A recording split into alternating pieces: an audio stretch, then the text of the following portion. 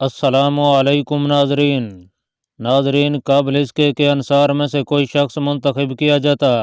हज़रत अबादा बिन सामित रज़ी अल्लाह तआला अन्हु जल्दी करके उठे और हज़रत अबू उबैदा रज़ी अल्लाह तआला अन्हु से अर्ज़ करने लगे, अय्युहल अमीर, जबला के पास मैं जाऊंगा और जो कुछ वो कहेगा उसका जवाब उसे दूंगा। ये कहकर ये अपने घोड़े पर सवार हुए और जबला बिन अहम के पास जाके खड़े हो गए। जबला एक ऐसे शख्स को जिसका डेल डोल नहायत बुलंद और जिसका रंग गहरा गंदम गूं गोया के कोई शख्स कबीला शनू का है, देखकर बहुत सट पिटाया और इनकी बुलंद कामत से उसके दिल में रौब पड़ गया। कहने लगा, नौजवान, तुम किन लोगों में से हो? आपने फरमाया कि मैं उस कौम का हूँ जिसको तूने तलब किया है, यानी मैं अमर बिन आमिर की औलाद से हूँ। उसने कहा कि मुबारक हो, मगर ये तो बतलाओ कि किस कबीला से ताल्लुक़ रखते हो। आपने फरमाया, खजरत से। मैं अबादा बिन सामित रसूलुल्लाह सल्लल्लाहु अलैहि वसल्लम का सहाबी हूँ, तुझे जो सवाल करना है वो कर। उसने कहा कि या इब्ने आम, मुझे मालूम है कि तुम्हारी जमात के अक्सर आदमी मेरे कराबातदार हैं, इसलिए मैं उन्हें कुछ मशवरा देने और कुछ वसीयतें करने आया हूँ। याद रखो, जो लश्कर तुम्हारे सामने है उसका मुकाबला तुम किसी तरह नहीं कर सकते। ये ना समझो कि हमने यक के बाद दीगरे उनके बहुत से लश्करों को काट के फेंक दिया है, क्योंकि लड़ाई दरअसल एक चलता फिरता साया है या इधर उधर घूमने वाला डोल होता है जो किसी तरफ यकीनी नहीं कि इधर ही ठहरेगा। अगर ये कौम तुम पर गालिब आ गई और तुम्हें उसने हजीमत दे दी तो सिवाय मौत के फिर तुम्हारा ठिकाना नहीं है। लेकिन अगर इस कौम को शिकस्त हो गई और यही कौम मैदान से पूछ दे कर भाग पड़ी तो यहाँ इनकी फौजें, इनके शहर, किले और ख़जाने मौजूद हैं। तुम्हें जो कुछ यहाँ से अब तक मिल चुका है और जितना कुछ हासिल कर चुके हो, उतने ही को गनीमत समझकर चुपके अपने शहरों की तरफ लौट जाओ। आपने फरमाया, भी और कहना है या कह चुका है? उसने कहा कि अब जो कुछ तुम्हारे दिल में है तुम कह लो। आपने फरमाया, जबला, क्या तुझे मालूम नहीं कि हमने अजना दीन वगैरह में तुम्हारी जमातों को किस तरह परंगदा करके रख दिया और बारी ताला ने हमें इन फरमानों के ऊपर किस तरह फतह बख्श दी। हमें तुम्हारा जोर बाजू मालूम हो गया है, इसलिए तुम्हारी बाकी मांदा जमातों का मामला अब हम पर बिल्कुल आसान है। हम इस बात से खौफ नहीं करते कि तुम्हारी फौजें हमारे सामने हैं। हमारे मुकाबले में जो कुछ भी आता है हम उससे कभी नहीं घबराते। हम दीन की मदद के लिए हर वक्त लड़ते हैं और जब तक दम है लड़ते रहेंगे। याद रख, लड़ाई का हमसे ज़्यादा हर इस दुनिया में कोई नहीं है और हमें सबसे ज़्यादा मीठा खून रोमियों का ही मालूम होता है। जबला, मैं तुम्हें सलाम की दावत देता हूँ, तो मैं अपनी कौम के सलाम में दाखिल हो जा। इस तरह तुझे दीन और दुनिया दोनों की बुजुर्गी और शराफत हासिल हो जाएगी। इन मुशरिकों की इत्तबा जिसमें तुझे हलाकत और मशक्क़त में अपनी जान का फिदिया देना पड़ेगा, छोड़ दे। तो सादात अरब और बादशाह अरब से है और हमारा दीन ज़हर और गालिब हो चुका है, लिहाजा तुझे इस तरीक़ा की तबाह करनी चाहिए जो तुझे हक तक पहुँचा दे। बस पढ़ ला इलाहा इल्लल्लाह मुहम्मदुर रसूलुल्लाह, अल्लाहुम्मा सल्ली अलैहि व अला आलिहि व सहाबिहि वसल्लम। वक्दी रहमतुल्लाह अलैह कहते हैं कि जबला बिन अहम आपका ये कलाम सुनकर आग बगोला हो गया और कहने लगा, मेरे सामने ऐसी बातें ना करो, मैं अपने मजहब को तर्क करने वाला नहीं हूँ। आपने फरमाया, अगर ये बात है तो सबसे पहली लड़ाई में हमारी नेज़ों की नोकें तेरी ही तरफ फिरेंगी। याद रख, अपने आप को उनसे बचाए रखना। हमारी जंग क़यामत सुगरा से कम नहीं होती। अगर हमारी तलवारों की बड़ों ने तुझे आगे रख लिया तो फिर उनसे बचना किसी के बस की बात नहीं। मैं अब भी तुझे कहता हूँ कि तू रोमियों को उनके हाल पर छोड़कर अलहदा हो जा और उन्हें और हमें आपस में निबेड़ लेने दे। वो निस्बत तेरे हम पर ज़्यादा आसान है, लेकिन अगर तुझे इसमें भी कुछ कदर है और उनका साथ नहीं छोड़ना चाहता तो याद रख, जो बलाएं उन पर नाज़िल होंगी वो तेरे लिए भी तैयार हैं। जबला बिन अहम यह सुनकर गुस्सा से बेताब हो गया और कहने लगा, क्या मुझे अपनी तलवारों से डराते हो? क्या मैं भी तुम्हारी तरह अरबी नहीं हूँ? एक आदमी को एक आदमी काफ़ी नहीं हुआ करता। आपने फरमाया, हम समझ गए, तो हमारे पास मकर गांठ कर लाया था मगर हमें इस तरह नुकसान में फंसाना चाहता था। हम तुम जैसे बेवकूफ़ नहीं हैं, बदबख्त। हम बावजूद किल्लत तादाद के तुम्हारे साथ हर वक्त लड़ने को तैयार और अपने रब वाहिद की तौहीद और अपने आका व मौला حضرت محمد صلی اللہ علیہ وسلم کی سنت ادا کرنے میں سرشار ہیں۔ جبلہ نے کہا، مجھے تو تمہارے عقب میں اس لشکر کے سوا کوئی دوسرا ایسا لشکر دکھائی نہیں دیتا، اور نہ کوئی ایسا معین و مددگار ہی نظر آتا ہے جو آڑے وقت میں تمہاری مدد کر سکے۔ آپ نے فرمایا، خدا کی قسم تو جھوٹا ہے اور بالکل جھوٹا ہے۔ ہماری پشت پر ایسے ایسے جوان مرد صاحب ہمت دلیر اور جہاں بعض شخص موجود ہیں جو موت کو غنیمت اور زندگی کو ہی سمجھتے ہیں۔ ان میں ہر آدمی بذات خود ایک لشکر ہے جو تنہ تنہا ایک بڑی بھاری فوج کا مقابلہ کر سکتا ہے۔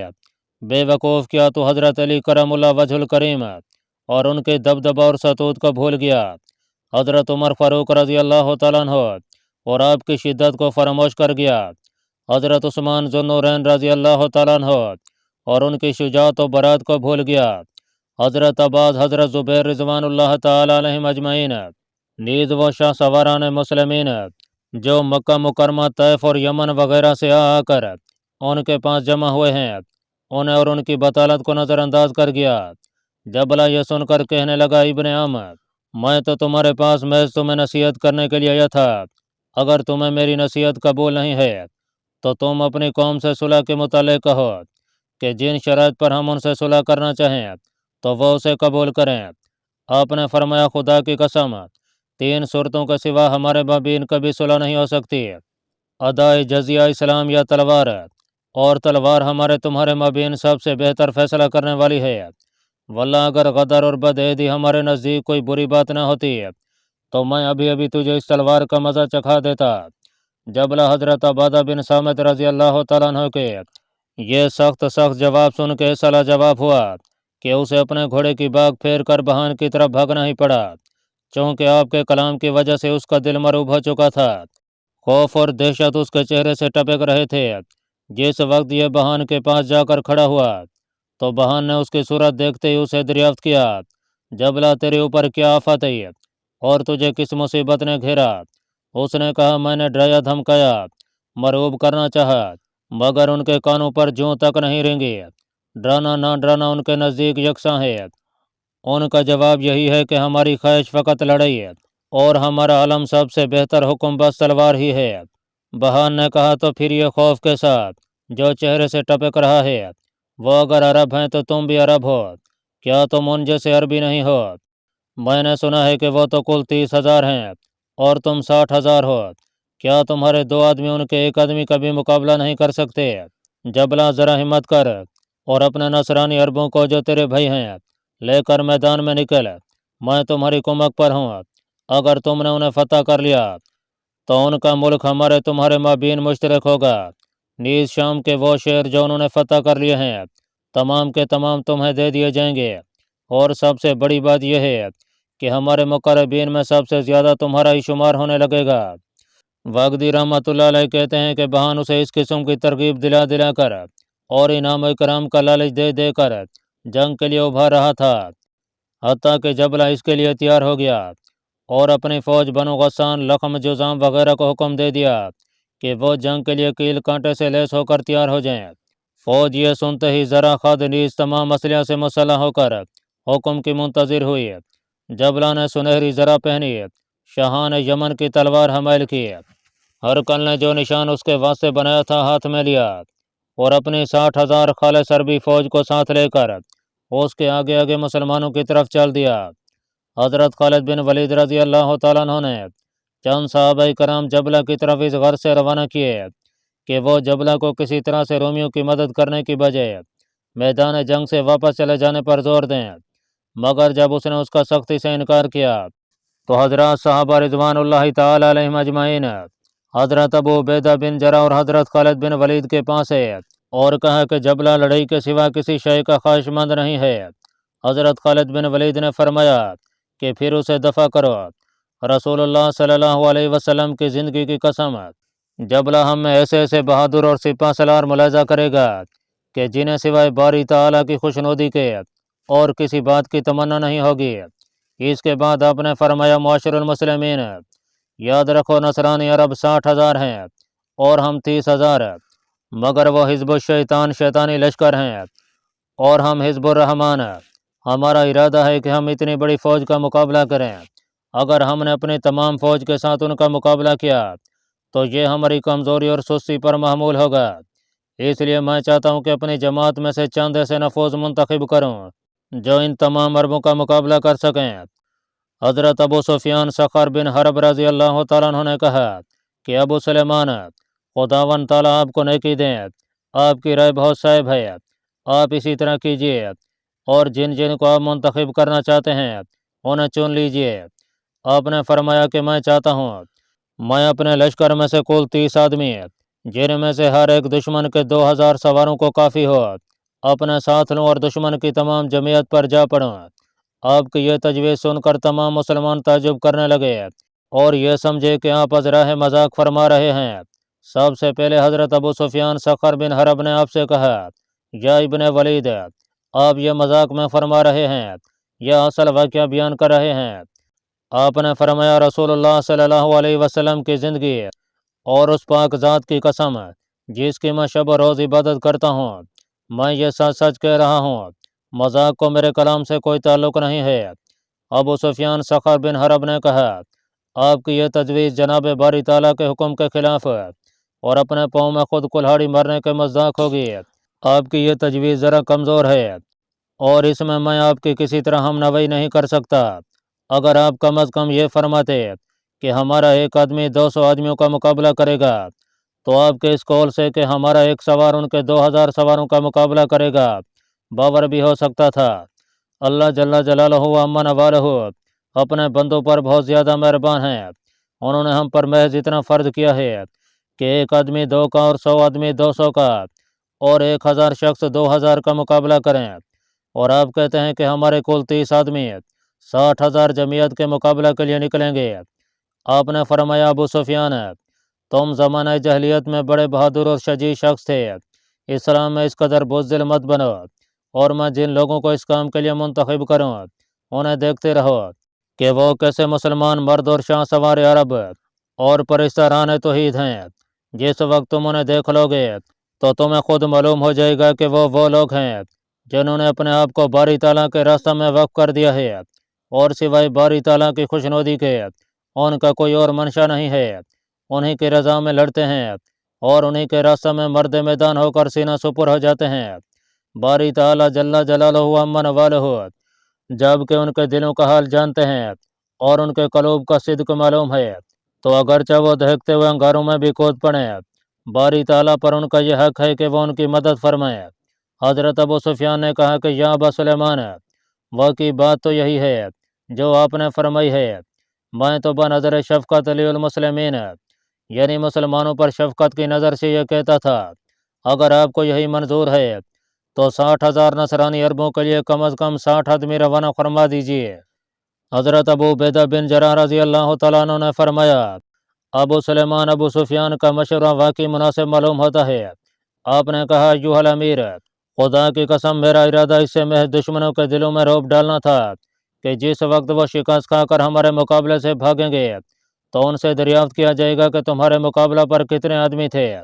وہ جواب دیں گے کہ 30 آدمی، تو اسے سن کر ان کے دلوں میں رعب چھا جائے گا اور بہان سمجھ لے گا کہ ہماری کل 30,000 جمعیت ان کے 10 لاکھ لشکر کو کافی ہوگی۔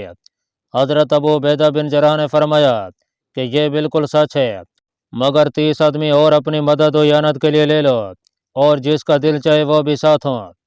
میں تو مسلمانوں میں سے محض اپنے ساتھ ایسے شخصوں کو منتخب کروں گا جن کے صبر و استقلال اور اقدام کو میں خود جانتا ہوں، اور انہیں اپنے اس ارادہ سے پہلے مطلع کر دوں گا۔ اگر انہیں اللہ تعالیٰ کی ملاقات کی محبت اور ثواب کی رغبت ہوگی تو وہ اسے منظور کر لیں گے، ورنہ خالد کے پاس تو فقط اس کی جان ہے، اسے ہی اللہ تبارک و تعالیٰ کے راستہ اور ان کی خوشنودی میں پیش کر دوں گا۔ اللہ تبارک و تعالیٰ جس چیز کی میں محبت رکھتا ہوں اس کی مجھے توفیق عطا فرمائے۔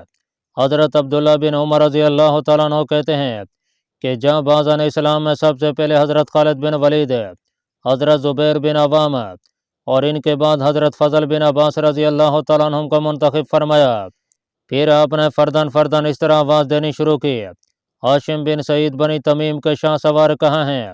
کیکا بن عمر تمیمی کہاں ہیں؟ شرجیل بن حسنہ کاتب رسول اللہ صلی اللہ علیہ وسلم کہاں ہیں؟ خالد بن سعید بن عاص کہاں ہیں؟ عمر بن عبداللہ کہاں ہیں؟ یزید بن ابو سفیان کہاں ہیں؟ صفوان بن امیہ کہاں ہیں؟ صفوان بن فضل معطل سلمہ کہاں ہیں؟ سہیل بن عمر عمری کہاں ہیں؟ زرار بن ازور کہاں ہیں؟ ربیہ بن عامر کہاں ہیں؟ رافع بن عمیرہ الطئی کے کہاں ہیں؟ عدی بن حاتم طئی کہاں ہیں؟ یزید الخیل ابیز رکبان کہاں ہیں؟ حذیفہ بن یمان کہاں ہیں؟ کیس بن یمان کہاں ہیں؟ کیس بن سعید خزرجی کہاں ہیں؟ کعب بن مالک انصاری کہاں ہیں؟ سوید بن عمر کہاں ہیں؟ عبادہ بن سامد کہاں ہیں؟ جابر بن عبداللہ کہاں ہیں؟ ابو ایوب انصاری کہاں ہیں؟ عبد الرحمن بن ابو بکر صدیق کہاں ہیں؟ عبداللہ بن عمر بن خطاب کہاں ہیں؟ یزید بن خطاب کہاں ہیں؟ رافع بن سہیل کہاں ہیں؟ یزید بن عامر کہاں ہیں؟ عبیدہ بن اوس کہاں ہیں؟ مالک بن نظر کہاں ہیں؟ نظر بن حارث کہاں ہیں؟ عبداللہ بن ظفر کہاں ہیں؟ ابو لبابہ بن منظر کہاں ہیں؟ اوف کہاں ہیں؟ عابس بن قیس کہاں ہیں؟ عبادہ بن عبداللہ انصاری کہاں ہیں؟ رافع بن اجرا جن کی والدہ ماجدہ 100 سواروں سے لڑا کرتی تھی کہاں ہیں؟ عبیدہ بن ابو عبید کہاں ہیں؟ موقع بن قیس کہاں ہیں؟ ہلال بن صابرہ کہاں ہیں؟ ابن ابو عبید کہاں ہیں؟ عصیص سعدی کہاں ہیں؟ قلال بن حارث مازنی کہاں ہیں؟ حمزہ بن عمر اسلمی کہاں ہیں؟ عبید اللہ بن یزید کہاں ہیں؟ اور یزید بن عامر کہاں ہیں؟ جب حضرت خالد بن ولید رضی اللہ تعالیٰ عنہ نے مسلمانوں میں سے 60 ایسے سوار منتخب کر لیے جن میں ہر فرد اگر تنہا ایک لشکر کا مقابلہ کرے تو تمام لشکر کے دانت کھٹے کر کے رکھ دے، تو آپ نے انہیں مخاطب کر کے فرمایا، یا انصار اللہ، یہ لشکر جو تمہارے مقابلے کو آیا ہے، خداوند تعالیٰ تم پر رحم فرمائے، میرے ساتھ مل کر اس پر حملہ کرنے میں تمہاری کیا رائے ہے؟ یہ لوگ تم ہی جیسے عرب ہیں، تم ان کو اچھی طرح جانتے اور پہچانتے ہو، اگر ان کے مقابلے میں تم نے صبر اور استقلال سے کام لیا تو یاد رکھو کہ اللہ تبارک و تعالیٰ تمہارے صبر کو دیکھ کر تمہاری تائید فرمائیں گے اور تم ان عربوں کو شکست دے دو گے، اور جب تم نے انہیں ہزیمت دے کر بھگا دیا تو اس تمام لشکر پر تمہارا رعب چھا جائے گا اور وہ پوچھ دے کر نامرادی کو ساتھ لیے وہ یہاں سے بھاگ جائیں گے۔ انہوں نے کہا، ابا سلیمان، ہم آپ کے ساتھ ہیں، آپ چاہے جس طرح لڑیے، واللہ ہم اپنے دشمنوں سے اللہ جل جلالہ کی ذات ہے اور ان کی تائید و قوت پر بھروسہ کر کے ان لوگوں کی طرح جو اللہ تعالیٰ کے دین کی مدد کے لیے لڑتے ہیں نہایت جاں بازی اور قوت کے ساتھ مقابلہ کریں گے اور طلب آخرت میں اپنی جانیں تک لڑا دیں گے۔ حضرت خالد بن ولید اور حضرت ابو عبیدہ بن جراح رضی اللہ تعالیٰ عنہ نے انہیں یہ سن کر جزائے خیر کی دعائیں دیں، اور حضرت خالد بن ولید نے فرمایا، اللہ تبارک و تعالیٰ تم پر رحم فرمائے، تم اپنے ساز و سامان درست کر لو، اسلحہ ساتھ لے لو، بہتر یہ ہے کہ تمہارے پاس 2 تلواریں ہوں اور یہ لڑائی شمشیر خارا شگافی کے ساتھ رہے، نیزہ اپنے ساتھ کوئی شخص نہ لے جائے کیونکہ نیزہ ٹیڑھا ہوتا ہے اور کبھی کبھی اپنے نشانہ سے چوک جاتا ہے، اسی طرح تیر کمان کی بھی ضرورت نہیں، تیر نشانے پر لگتا بھی ہے اور خطا بھی کر جاتا ہے۔ ہر شخص اپنے تیز رو اور اس گھوڑے پر سوار ہو جس کے اوپر انہیں پورا اعتماد ہے، اور آپس میں یہ وعدہ کر لو کہ ہم آقائے دو جہاں صلی اللہ علیہ وسلم کے حوض کوثر کے پاس ملیں گے اور ہمارا ملتقی وہی ہوگا۔ کہتے ہیں کہ یہ سن کر یہ تمام حضرات اپنے اپنے فرودگاہوں میں اپنا سامان درست کرنے اور اپنے اہل و عیال سے رخصت ہونے کے لیے تشریف لے گئے۔ حضرت زرار بن ازور بھی اپنے خیمے میں اپنا ساز و سامان درست کرنے اور اپنی بہن کو سلام کرنے کے لیے تشریف لے گئے۔ آپ نے اپنی بہن خولہ بنت ازور رضی اللہ تعالیٰ عنہ کو پہلے سلام کیا اور اپنی ذرا پہننے لگے۔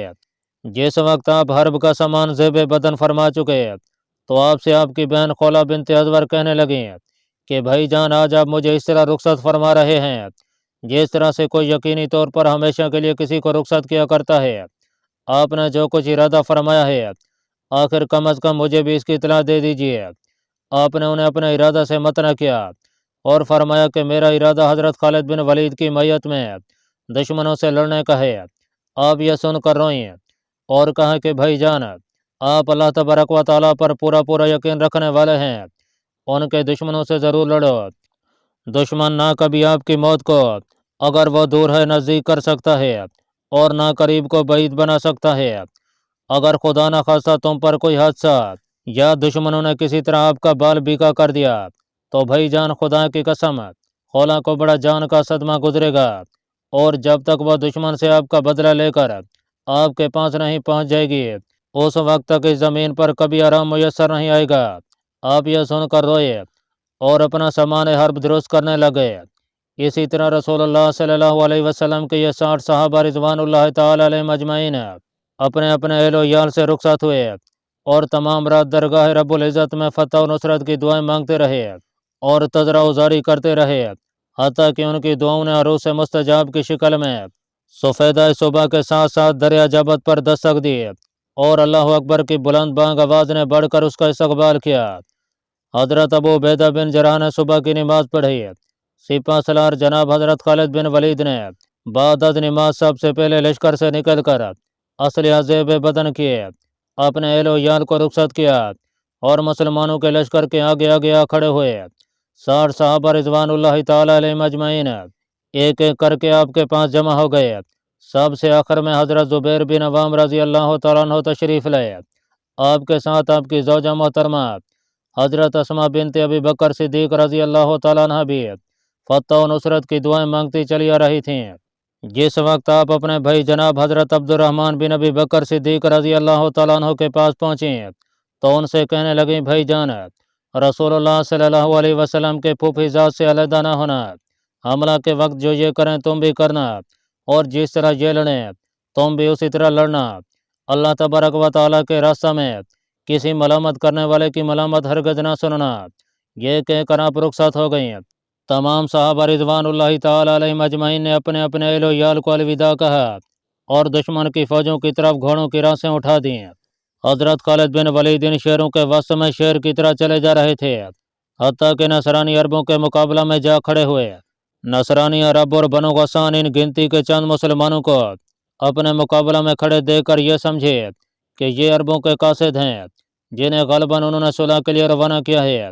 جبلہ نے نصرانی عربوں اور بنو غسان کو للکار کر آواز دی اور مسلمانوں کے مقابلے کے لیے بھڑکا کے کہنے لگا کہ یا غسان، صلیب کی مدد کے لیے دوڑو، اور جن شخصوں نے اس کے ساتھ کفر کیا ہے انہیں موت کے گھاٹ اتار دو۔ بنو غسان نے یہ سنتے ہی اپنا ساز و سامان درست کیا، اسلحہ لگایا، صلیب بلند کیے اور فوجی قاعدہ کے موافق صف بندی کر کے کھڑے ہو گئے۔ سورج بھی یہ دیکھ کر بلند ہونا شروع ہوا، اس کی تیز تیز کرنیں نیزوں پر پڑیں اور ان سب کی شعاعیں ذرا خد اور تلواروں پر چمک چمک کر آگ کے شعلوں کی طرح دکھنے لگیں، اور اس طرح یہ فوج گویا ایک آتش فشاں لشکر بن گیا۔ مسلمانوں کے مقابلے میں یہ لشکر اس انتظار میں کھڑا تھا کہ گنتی کے یہ چند مسلمان کیا کرتے ہیں۔ حضرت خالد بن ولید اپنے دستہ کے درمیان سے آگے بڑھے اور بلند آواز سے فرمانے لگے، صلبان کے بندو، رحمان کے دشمنو، حرب و بان کے لیے نکلو اور حاملان قرآن کے جوہر دیکھ لو۔ جبلہ آپ کا یہ کلام سنتے ہی فوراً سمجھ گیا کہ یہ قاصد نہیں بلکہ لڑنے والے ہیں۔ بالا ہاتھ میں لے کر یہ کلب لشکر سے نکلا اور کہا کہ ہمیں کون چیخ چیخ کر بلا رہا ہے اور کون لڑائی کے لیے طلب کر رہا تھا۔ حضرت خالد بن ولید نے فرمایا، میدان میں اب میں بلا رہا تھا۔ جبلہ نے کہا کہ ہم لڑائی کا تمام سامان درست کر چکے اور تم ابھی وہی صلح کا خواب دیکھ رہے ہو۔ مسیح کی قسم ہم قیامت تک صلح نہیں کر سکتے۔ تم اپنی قوم کے پاس واپس لوٹ جاؤ اور کہہ دو کہ ہمیں سوائے جنگ کے کسی چیز کی ضرورت نہیں۔ آپ نے اس کا یہ قول سن کر اسے تعجب کے لہجے میں فرمایا، جبلہ کیا تو ہمیں قاصد تصور کرتا ہے؟ اس نے کہا ہاں۔ آپ نے فرمایا، ایسا خیال قیامت تک بھی نہ کرنا، خدا کی قسم ہم تو جنگ کے لیے آئے ہیں۔ اگر تم یہ کہو کہ تم ایک چھوٹی سی جماعت ہو تو اللہ جل جلالہ ہمیں تم پر فتح بخشیں گے۔ جبلہ نے کہا، اے نوجوان شخص، تو نے غرور میں آ کر اپنی اور اپنی قوم کے ساتھ نہایت غلطی کی کہ چند آدمیوں کو لے کر ہمارے مقابلے کے لیے نکل آیا۔ آپ نے فرمایا، یہ خیال مت کر کہ ہم بہت کم ہیں، خدا کی قسم ہمارا ایک آدمی تیرے 1000 لشکر کے مقابلے کے لیے نکلا ہے، اور ہمارا باقی ماندہ تمام لشکر اس جنگ کے لیے زیادہ بے چین ہے جو ٹھنڈے پانی کے لیے سخت مضطرب ہو۔ جبلہ نے کہا، بنی مخزوم بھائی، میں تمہیں بڑا عقل مند سمجھتا تھا اور تمہارے مقابلے کے لیے بڑے بڑے دلیروں کے بھیجنے کا ارادہ کر رہا تھا، مگر میں تم سے ایک عجیب بات سن رہا ہوں کہ تم ہمارے مقابلے کے لیے، حالانکہ ہم سادات بنی غسان لخم اور جذام ہیں، کل 60 آدمی لے کر نکلے ہو۔ اب میں ان 60,000 سواروں کے ساتھ تم پر حملہ کرتا ہوں۔ یہ کہہ کر اس نے آل غسان کو حملے کا حکم دے دیا۔ یہ 60,000 سوار اپنے سپہ سالار کا حکم پاتے ہی آپ رضی اللہ تعالیٰ عنہ اور آپ کے ہمراہیوں پر ایک دم ٹوٹ پڑے اور چاروں طرف سے حملہ کر دیا۔ رسول اللہ صلی اللہ علیہ وسلم کے صحابہ نے بھی ثابت قدمی سے اپنا کام کرنا شروع کر دیا اور دونوں طرف سے لڑائی کے شعلے نکل پڑے۔ آدمیوں کے شور و غوغا اور بہادروں کی دل دوز آوازوں کے سوا کوئی چیز سنائی نہیں دیتی تھی۔ تلواریں اپنی پوری قوتوں کے ساتھ خدوں پر پڑتی تھیں اور چھنا چھن کی آوازوں کے ساتھ پیچھے لوٹ جاتی تھیں۔ مسلمانوں اور کافروں نے یہ یقین کر لیا تھا کہ حضرت خالد بن ولید اور ان کے تمام ساتھی اب کھیت رہے۔ مسلمان تکبیروں کے نعرے بلند کر رہے تھے۔ ان کا اپنے مسلمان بھائیوں کی وجہ سے قلق و اضطراب بڑھتا چلا جا رہا تھا اور بعض آدمی بعض سے سرگوشیاں کر رہے تھے کہ حضرت خالد بن ولید نے اپنے نفس کے کہنے میں آ کے مسلمانوں کو ہلاک کرا دیا۔ ادھر رومیوں کی زبان پر جاری تھا کہ اگر جبلہ نے ان شاہ سواروں کو ہزیمت دے دی اور قتل کر دیا تو تمام عربوں کو ہم یقیناً مار کر بھگا دیں گے اور ہماری فتح یقینی ہے۔ لڑائی اسی طرح طول کھینچتی رہی اور اس کے شرارے اڑ اڑ کر دور تک خرمن ہستی کو خیر آباد کہتے رہے، حتیٰ کہ آفتاب اس کا نظارہ کرتا کرتا سر تک پہنچ گیا اور خاص ان بہادروں کے سر پر کھڑا ہو کے تماشا دیکھنے لگا۔ حضرت عبادہ بن صامت رضی اللہ تعالیٰ عنہ کہتے ہیں کہ اللہ جل جلالہ امن والہ، حضرت خالد بن ولید، حضرت زبیر بن عوام، حضرت عبد الرحمن بن ابی بکر صدیق، حضرت فضل بن عباس، حضرت زرار بن ازور اور حضرت عبداللہ بن عمر بن خطاب رضوان اللہ تعالیٰ علیہ مجمعین کو جزائے خیر عنایت کریں کہ میں نے ان 6 اشخاص کو دیکھا کہ ان کے بازو ملے ہوئے تھے، مونڈھے سے مونڈھا لگ رہا تھا، ایک دوسرے سے الگ ہونا نہیں جانتا تھا اور اپنے ہمراہی کی حفاظت کے لیے تمام کے تمام سینہ سپر ہو کر لڑ رہے تھے۔ بعض آدمی دائیں طرف بغیر معین و مددگار کے بھی رہ گئے تھے اور اسی طرح بائیں جانب بھی بعض کی کمک مفقود ہو گئی تھی، بازو سست ہو گئے تھے، ہاتھ سن ہو رہے تھے، سواروں کے مونڈھوں کی ہڈیاں اور ان کا مغز شل ہو گیا تھا، مگر سستی اور تھکاوٹ کی بجائے کوشش پر کوشش ہو رہی تھی۔ میدان کرزار میں حل من مزید کا نعرہ بلند ہو رہا تھا۔ یہ 6 جانبازان اسلام نہایت پھرتی اور چالاکی سے قتل کر رہے تھے۔ میں بھی بڑھ بڑھ کے ان کے ساتھ حملے کر رہا تھا اور کہہ رہا تھا کہ جو مصیبت ان پر نازل ہوگی وہ مجھ تک بھی پہنچے گی، حتیٰ کہ حضرت خالد بن ولید نے زور سے آواز دی اور فرمایا، رسول اللہ صلی اللہ علیہ وسلم کے صحابیوں، یہی میدان کرزار میدان حشر ہے۔ خالد کی جو تمنا تھی وہ پوری ہو گئی۔ میدان کرزار ہماری طرح آتش کدہ بن گیا، لوگ ہجوم کر کے ہماری جانب آنے لگے اور ہمیں چاروں طرف سے گھیر لیا۔ حضرت خالد بن ولید اور حضرت مرکال بن ہاشم رضی اللہ تعالیٰ عنہما پا پیادہ ہو گئے اور حملے پر حملے کرنے لگے۔ حضرت زبیر بن عوام اور حضرت فضل بن عباس انہیں پا پیادہ اور ان لوگوں کا ان پر ہجوم دیکھ کر ان کی حفاظت کے لیے سینہ سپر ہوئے اور ان کے حملہ آوروں کے حملے روک روک کر یہ آوازیں لگانا شروع کیں کہ کتوں دور ہو جاؤ، ان اصحاب کے سامنے سے ہٹ جاؤ، یہ ہیں شاہ سواران اسلام، زبیر بن عوام، اور میں ہوں رسول اللہ صلی اللہ علیہ وسلم کے چچا کا بیٹا فضل بن عباس۔ حضرت عبادہ بن صامت کہتے ہیں کہ رب رسول اللہ صلی اللہ علیہ وسلم کی قسم، حضرت فضل بن عباس کے وہ حملے جو آپ حضرت خالد بن ولید کے حملہ آوروں پر آپ کے بچانے کے لیے کر رہے تھے، میں گن رہا تھا۔ آپ نے 20 حملے کیے اور ہر حملہ میں ایک ایک سوار کو گراتے رہے، حتیٰ کہ آپ کے حملہ آور بھاگ پڑے اور حضرت خالد بن ولید اور حضرت مرکال بن ہاشم رومیوں کے ایک ایک گھوڑے کو پکڑ کے سوار ہو گئے اور پھر ایک اس زور سے حملہ کیا کہ گویا وہ ابھی تک لڑے نہیں تھے اور اب تازہ دم ہی حملہ کر رہے ہیں۔ تمام دن لڑائی نے یہی رنگ اختیار کیا اور آخر خون کی سرخ ندیاں دیکھ دیکھ کے سورج بھی زرد پڑنے لگا اور قریب تھا کہ یہ مغرب کے ارغوانی دریا میں کود پڑے کہ حملہ آور شہروں نے پھر ایک جان توڑ حملہ کیا اور نصرانیوں پر پل پڑے۔ ادھر مسلمانوں کو اپنے بھائیوں کی وجہ سے قلق و اضطراب نے گھیرنا شروع کیا۔ حضرت ابو عبیدہ بن جراح نے مسلمانوں کو زور زور سے آوازیں دیں اور فرمایا، اصحاب رسول اللہ صلی اللہ علیہ وسلم، خداوند تعالیٰ تمہیں جزائے خیر عنایت کریں، اپنے مسلمان بھائیوں کی خبر لو۔ میری رائے میں حضرت خالد بن ولید اور ان کے تمام ساتھی شہید ہو چکے ہیں، بڑھو اور نصرانیوں پر حملہ کر دو۔ تمام مسلمانوں نے اس پر لبیک کہا اور حملہ کے لیے تیار ہو گئے، مگر حضرت ابو سفیان رضی اللہ تعالیٰ عنہ نے کہا، ایھا الامیر، انشاءاللہ تعالیٰ مسلمانوں کو فتح ہوگی اور ان قریب آپ انہیں بخیر و عافیت واپس آتا دیکھیں گے۔ ابھی آپ جلدی نہ کریں۔ آپ نے اس پر مطلق توجہ نہ فرمائی اور حملہ کے لیے تیار ہو گئے۔ آپ کو اس وقت سخت صدمہ اور قلق ہو رہا تھا اور اپنے ان مسلمان بھائیوں کی وجہ سے جو جنگ میں شریک تھے آپ رو رہے تھے۔ قریب تھا کہ جناب حملہ کے احکام نافذ کریں کہ دفعتاً تکبیر و تحلیل کی آوازیں گونجنے لگیں۔ اللہ اکبر کے نعروں سے فضائے آسمانی گونج اٹھی۔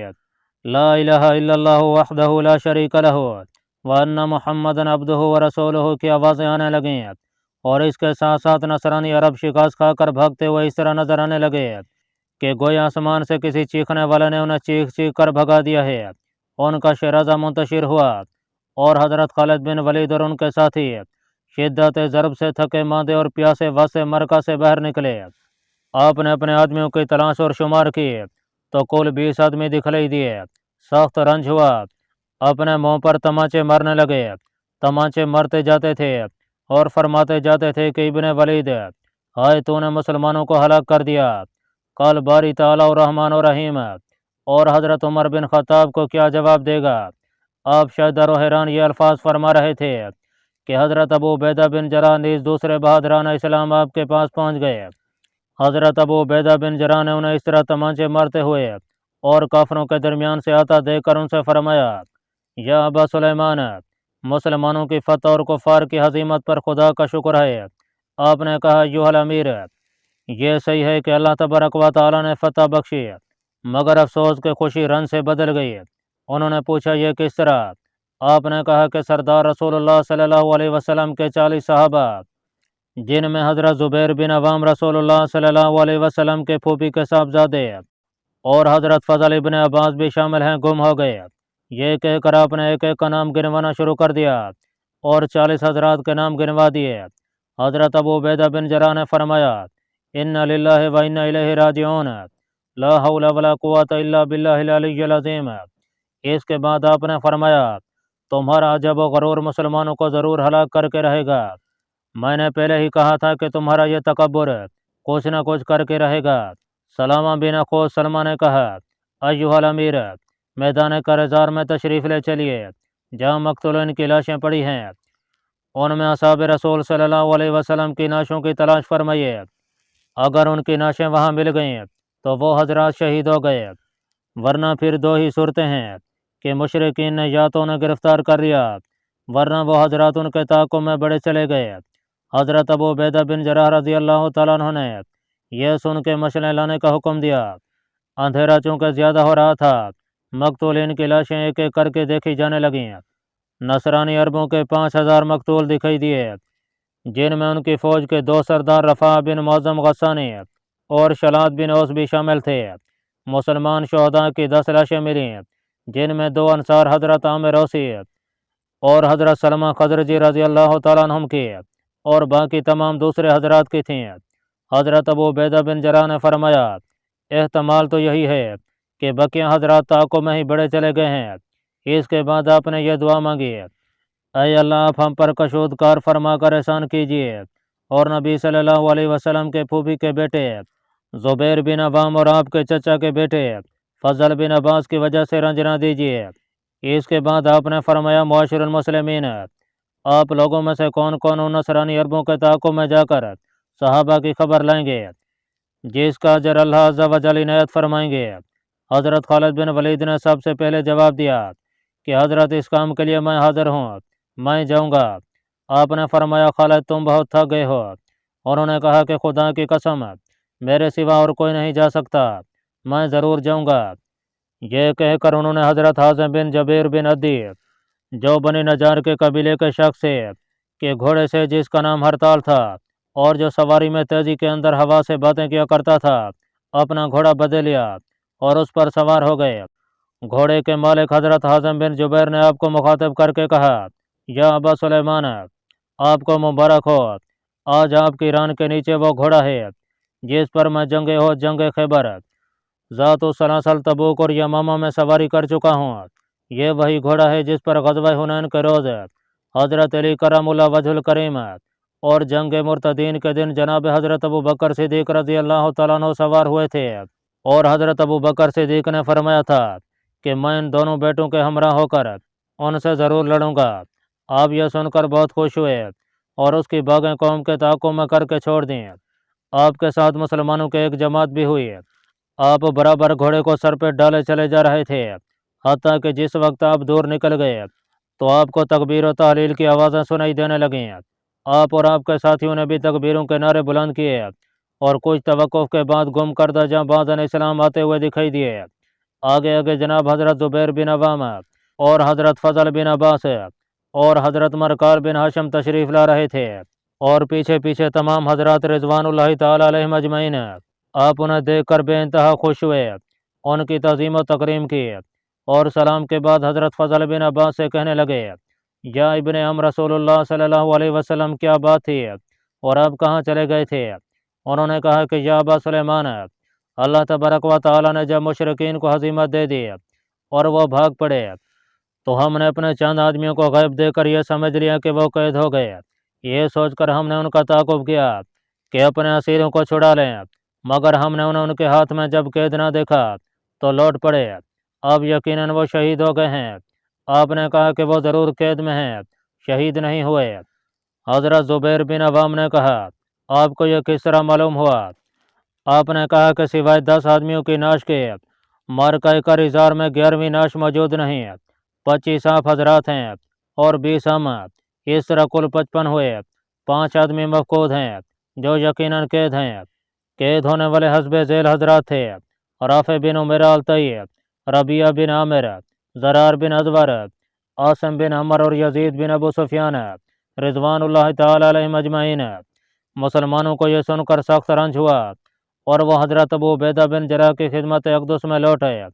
آپ نے حضرت زبیر بن عوام، حضرت فضل بن عباس، حضرت مرکال بن ہاشم رضی اللہ تعالیٰ عنہم کو بخیر و عافیت لوٹتے دیکھ کر زمین کے اوپر ہی سجدہ شکر ادا کیا۔ حضرت خالد بن ولید نے کہا، معاشر المسلمین، واللہ میں نے خداوند تعالیٰ کے راستہ میں شہادت کے لیے اپنی جان کو بہت دفعہ پیش کیا، مگر افسوس کہ میں جام شہادت کا مزہ نہ چکھ سکا۔ جن مسلمانوں کی موت قریب آ گئی تھی وہ چل بسے، اور جو قید ہو گئے ہیں ان کی رہائی انشاءاللہ تعالی میرے ہی ہاتھ سے ہوگی۔ ناظرین، کہتے ہیں کہ مسلمانوں نے یہ رات خوشی کے ساتھ گزاری، اور چونکہ حامیان روم کو شکست فاش ہوئی تھی اس لیے وہ تمام رات پریشانی اور اضطراب میں رہے۔ بہان نے جبلہ بن ہم غسانی کو بلا کر جنگ کی تمام کیفیت دریافت کی اور اس کے ساتھ شکست کی وجوہات بھی دریافت کرنے لگا۔ اس نے کہا، بادشاہ، ہم برابر مسلمانوں پر غالب آتے چلے جاتے تھے، حتیٰ کہ رات کی ظلمت نے تمام زمین و آسمان کو گھیر لیا، مگر رات ہوتے ہی ایک شور و غوغا بلند ہوا جس نے ہماری تمام جمعیت کو پراگندہ کر کے رکھ دیا اور ہم برابر کٹ کٹ کر گرنے لگے۔ میری رائے میں مسلمانوں کو مدد و غلبہ دینے والا اور ان کی جنگ میں تائید و نصرت کرنے والا کوئی دوسرا ہی ہاتھ ہے جسے آسمان و زمین کے معبود کا ہاتھ کہہ سکتے ہیں۔ اگر ایسا نہ ہوتا تو ان کی پشت پر خدا کی بے پناہ تلوار کام نہ کرتی اور ہماری 60,000 جمعیت کے مقابلہ میں ان کے کل 60 آدمی نہ نکل کے آتے۔ بہان نے کہا، اگر میں تم لوگوں کو الچی کر کے بھیجتا ہوں تو تمہاری استدعا قبول نہیں ہوتی، اور اگر مقابلہ کے لیے روانہ کرتا ہوں تو تم شکست کھا کر بھاگ آتے ہو۔ صلیب کی قسم، کل میں ان پر خود حملہ کروں گا اور انہیں مٹی میں ملا کر چھوڑوں گا۔ اللہ پاک کمی بیشی معاف فرمائے۔ اللہ آپ کا حامی و ناصر ہو، آمین۔